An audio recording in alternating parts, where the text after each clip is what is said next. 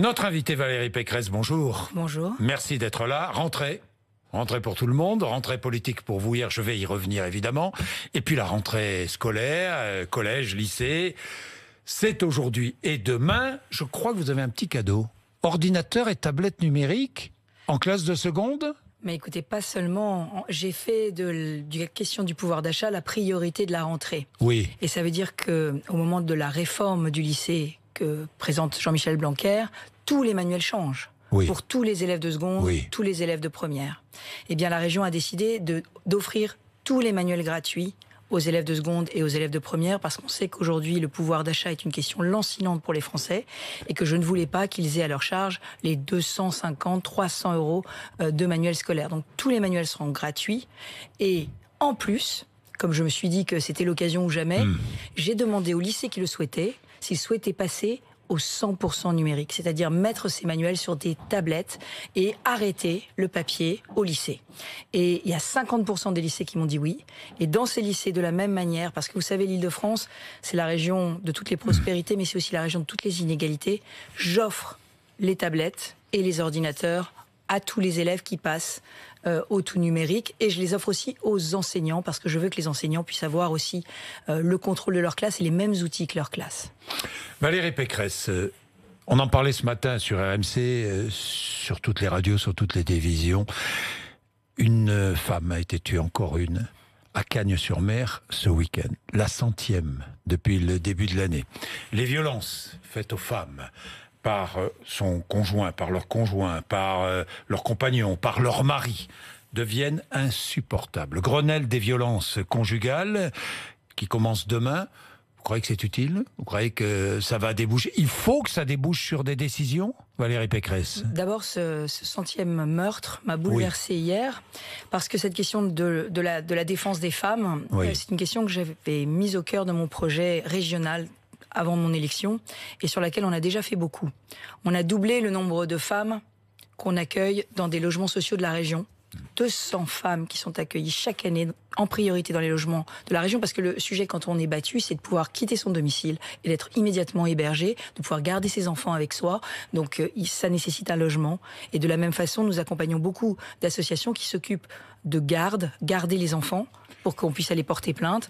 Et nous avons fait quelque chose d'intéressant et qui devrait inspirer le Grenelle que Madame Schiappa est en train de lancer. La région a un bras armé qui s'appelle le Centre Hubertine Auclair. Nous lui avons demandé de faire un audit de comment les plaintes des femmes sont reçues par les policiers.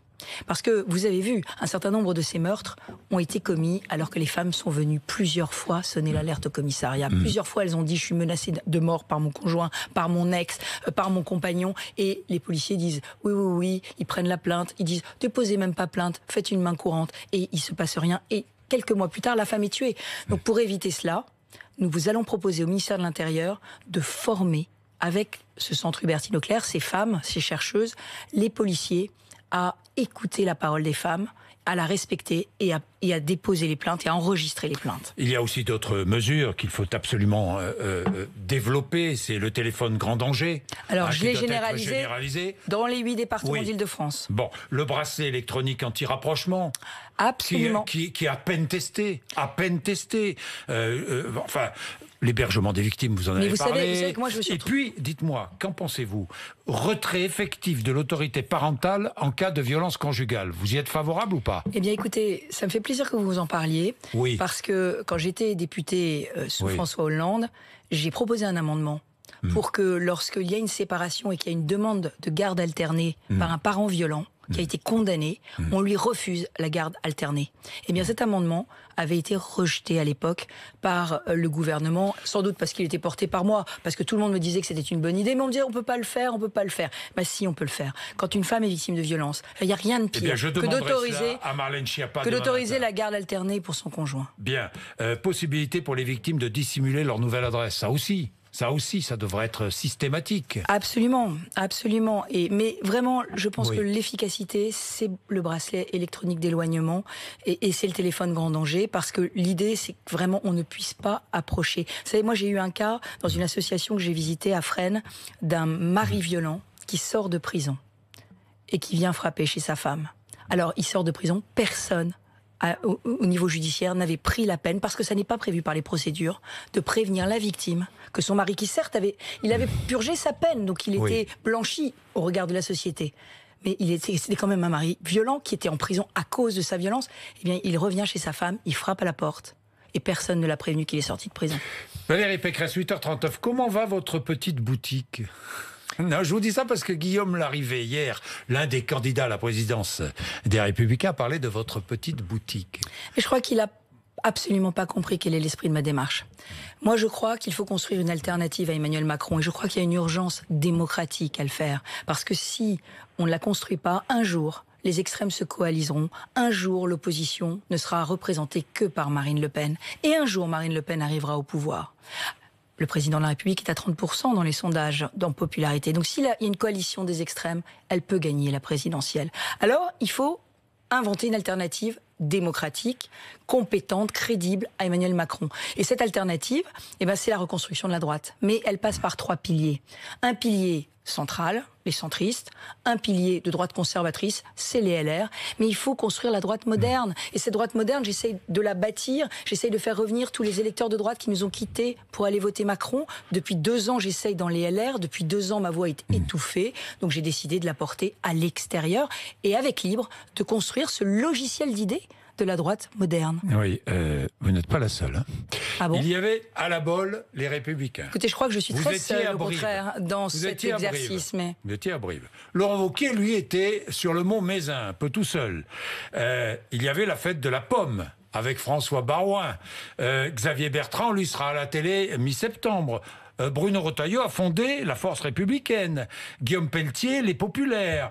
Et puis, je n'oublie pas non plus tous ceux qui, à LR, ont envie de se rapprocher de Marion Maréchal. Ça existe aussi, vous le savez. Excusez-moi, Monsieur Bourdin, remettons les choses à plat. Oui. À la Baule, il y avait 400 militants et il y avait 10 parlementaires. Ouais. À Brive, à mon rassemblement, il y avait 1500 militants et 20 parlementaires. Donc LR n'existe plus. Aujourd'hui, mais parce qu'il y a un désir... Ça y est. Il y a un désir d'une droite qui assume ses valeurs d'autorité, ses valeurs de libre entreprise, ses valeurs de solidarité, mais qui les assume dans la France d'aujourd'hui avec des solutions modernes, qui est écologiste. L'écologie, c'est pas le monopole d'Emmanuel Macron, surtout pas l'écologie punitive qui taxe, qui interdit, antisociale, qui oblige tout le monde à payer encore une taxe sur les billets d'avion. Oui, mais c'est important. Oui, mais je comprends. C'est important. Et sur ce créneau, pardon, mais moi j'ai pris mes responsabilités, je me retrousse les manches, parce que j'aurais pu dire, oh là là, tout va mal, je me replie sur ma région, tout va mal, je vais gérer ma ville tranquillement, puis je reviendrai quand il y aura un homme providentiel qui va se lever. Mais l'homme providentiel, c'est pas ça. C'est une femme providentielle. Non, c'est pas ça que les Français attendent. Les Français, ils attendent des solutions à leurs problèmes. Et c'est pas vous, Jean-Jacques Bourdin, qui allez me dire le contraire. Ils veulent des solutions concrètes. Je suis d'accord, mais vous êtes aujourd'hui, pardon, Valérie Pécresse, mais coincée entre le Rassemblement National et La République En Marche, entre Marine Le Pen et Emmanuel Macron. Alors, oui, mais alors, vous souhaitez quoi? L'échec d'Emmanuel Macron? Non, je souhaite être un aiguillon. Est-ce que vous souhaitez son échec? Non. Je souhaite pointer du doigt ce qu'il ne fait pas. Moi, ce qui me gêne chez Emmanuel Macron, c'est pas ce qu'il fait. Il fait des choses bien. Quand la parole de la France porte à nouveau dans le monde, je suis fière.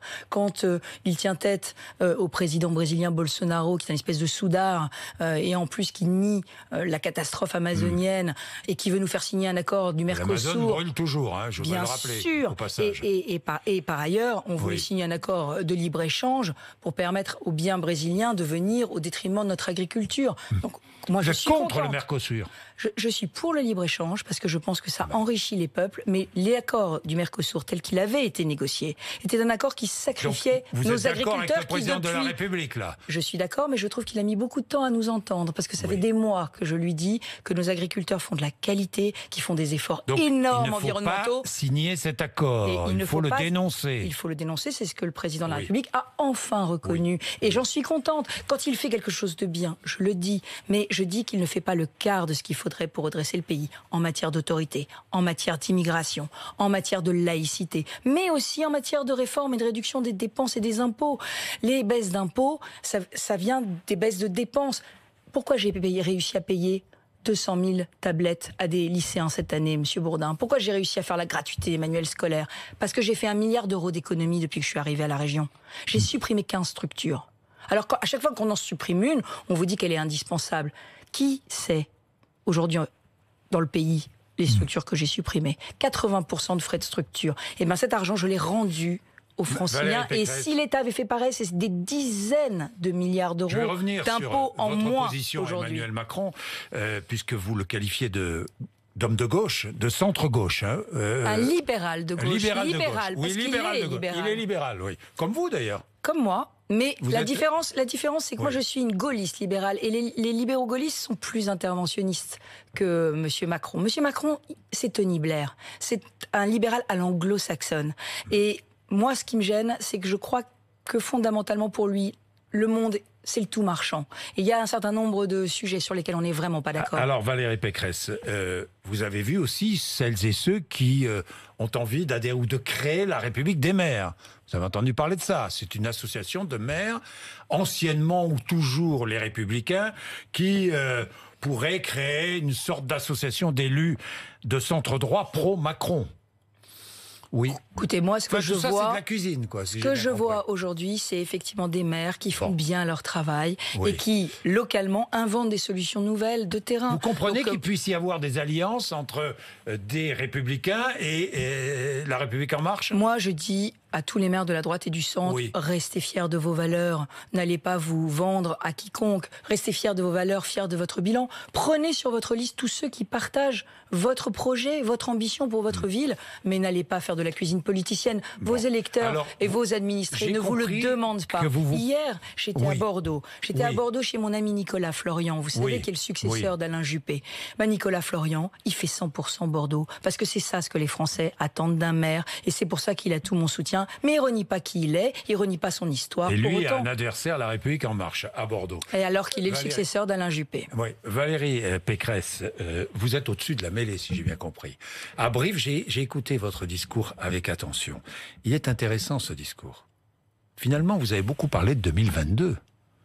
Non ? Franchement. Non, j'ai beaucoup parlé... Sans donner la date.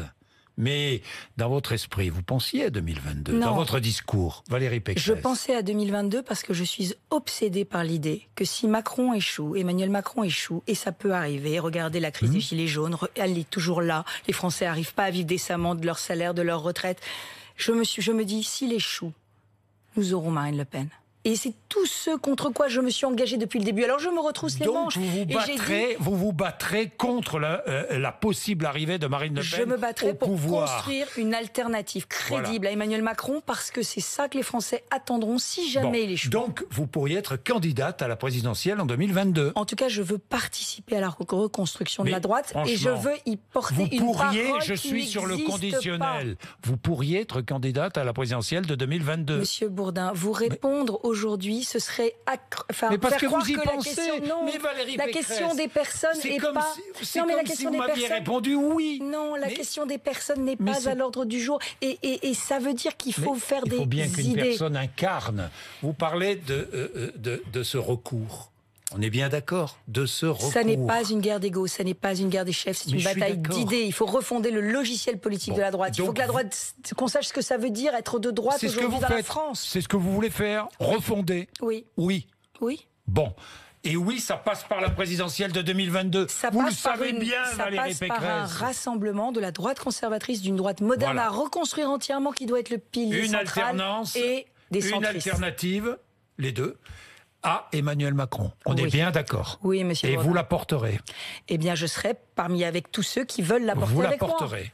Mais vous la porterez, Valérie Pécresse. C'était clair dans votre discours. Macron, un libéral de gauche, dites-vous. Vous croyez ? Réforme SNCF, c'est une mesure c'est une bonne réforme. Et d'ailleurs, j'étais tout de suite la première à la soutenir. En revanche, pardon de vous dire, mais on va en prendre d'autres.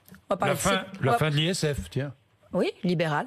Libéral, très libéral, ultra libéral. De gauche ? Ultra libéral. Non, mais attendez. 30% la flat tax sur les revenus financiers. Libéral. Oui, de gauche. Libéral. Mais attendez, je peux vous parler de la partie de gauche de M. Macron ?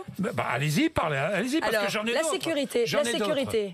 La sécurité. L'irresponsabilité pénale des mineurs de 13 ans, qui va livrer des jeunes de plus en plus jeunes aux caïds qui les exploitent et qui les utilisent pour leur trafic et leur cambriolage. Tout l'été, les pharmacies ont été cambriolées par des mineurs isolés de moins de 13 ans. Rien n'a été fait. L'immigration, discours viril et discours martial du président de la République. Eh bien, qu'est-ce qui est fait? Rien. On nous parle du droit d'asile. Est-ce que c'est normal, Monsieur Bourdin, que la première nationalité des demandeurs d'asile en 2018 en France, ce soit des Albanais? Je sais. Des Albanais, oui. Des Albanais, un pays d'Europe.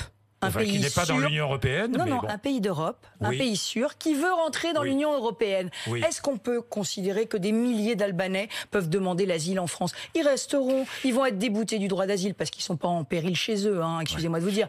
Donc moi, ce que je propose, c'est que quand un pays est sûr, c'est-à-dire qu'il n'y a pas la guerre, il n'y a pas les troubles, il n'y a pas des terroristes, quand un pays est dit sûr et reconnu comme sûr par la communauté internationale, on n'accepte pas les demandes d'asile sur notre sol. On dit que les demandes d'asile seront instruites par les ambassades sur place. Et vous verrez tout de suite que ça va en tarir des flux d'Albanais, de Géorgiens, qui aujourd'hui sont les deux premières nationalités à demander l'asile. Mais la volonté de répartir les migrants demandeurs d'asile dans toute l'Europe, c'est bien ou c'est pas bien? C'est une volonté européenne. Mais Monsieur Bourdin, d'abord, il faut que tous les pays soient d'accord. Mais non, tarir les flux. Enfin, c'est pas normal. On a cette explosion des demandeurs d'asile. Un pays en guerre, oui. Un Syrien qui arrive de la Syrie en guerre, oui. Mais un Albanais, un Géorgien, vous comprendrez bien. Les mineurs isolés, c'est un scandale humanitaire. Aujourd'hui, c'est une nouvelle filière d'immigration clandestine. On les répartit dans tous les départements de France qui voient leur charge exploser. Ces mineurs isolés, ils ont une famille. Le droit des mineurs isolés, il a été fait pour le temps de guerre, pour quand il y avait des enfants à la rue. Donc il faut un accord de retour de ces mineurs avec les pays d'origine. On ne peut pas laisser dans la rue des gamins de 15 ans que leur famille envoie de plus en plus jeunes en France, parce que c'est maintenant possible d'avoir des papiers quand on est mineur isolé. Vous vous rendez compte de la crise humanitaire que l'on fait vivre à ces pays, parce qu'on a un droit et qu'on se glisse dans les interstices du droit? La privatisation d'ADP, vous êtes favorable? Alors, moi, personne ne m'a vraiment demandé mon avis. Oui, exactement vous quand êtes on me l'a... présidente de la région Île-de-France, quand même. Moi, Et pardon de vous dire, la gestion de Roissy, c'est des centaines de milliers d'emplois en France. C'est la porte d'entrée de la France. Donc la question, c'est pas est-ce qu'il faut privatiser ou pas privatiser. Moi, j'ai rien, évidemment, par principe, contre les privatisations. C'est est-ce que l'État est un bon actionnaire de Roissy? Eh bien, je conseille à tous ceux qui pensent que l'État est un bon actionnaire d'ADP d'aller voir comment on est accueilli à Roissy, et puis d'aller voir comment on est accueilli à Issereau, d'aller voir comment on est accueilli à Sipol. Le sujet, c'est qu'il nous faut un aéroport où il y ait plus de commerce, plus de qualité d'accueil, plus de services. Donc, c'est peut-être un gestionnaire privé qui peut le faire mieux que l'État. Vous ne signeriez pas la pétition. Mais enfin... Moi, je ne vais pas m'allier avec la France insoumise contre une privatisation de la gestion. Le font. Mais oui, mais attention, mais parce qu'il y a eu Maldon. On a cru qu'on privatisait l'aéroport. C'est pas l'aéroport qu'on privatise, c'est la gestion de l'aéroport. C'est un grand centre commercial, un aéroport. Lyon est privatisé, Nice est privatisé, Londres est privatisé. Donc la question, c'est est-ce que ce sera mieux, est-ce que ce sera pas mieux? Moi, je donne pas un blanc-seing à Emmanuel Macron sur la question. Il y a des privatisations qui sont ratées.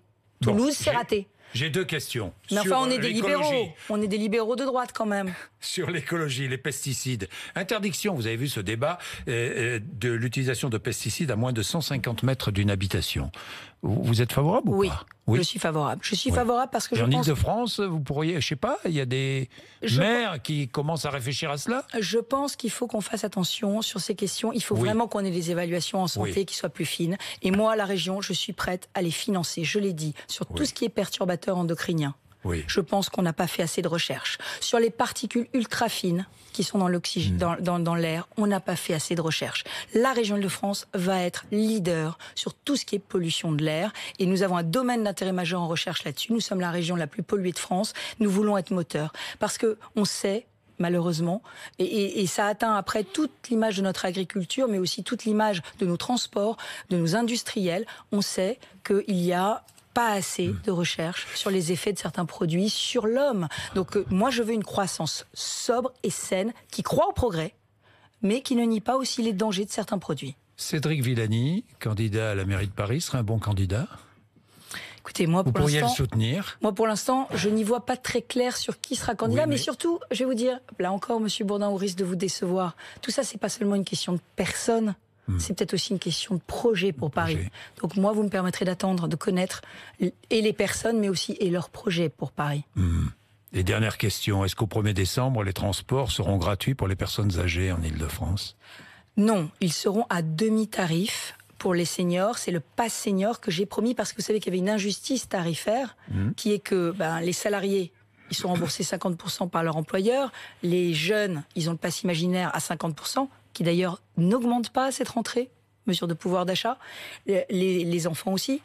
Donc le problème, les chômeurs ont demi-tarif. Les clandestins ont demi-tarif parce que M. Macron refuse que j'arrête de leur donner demi-tarif.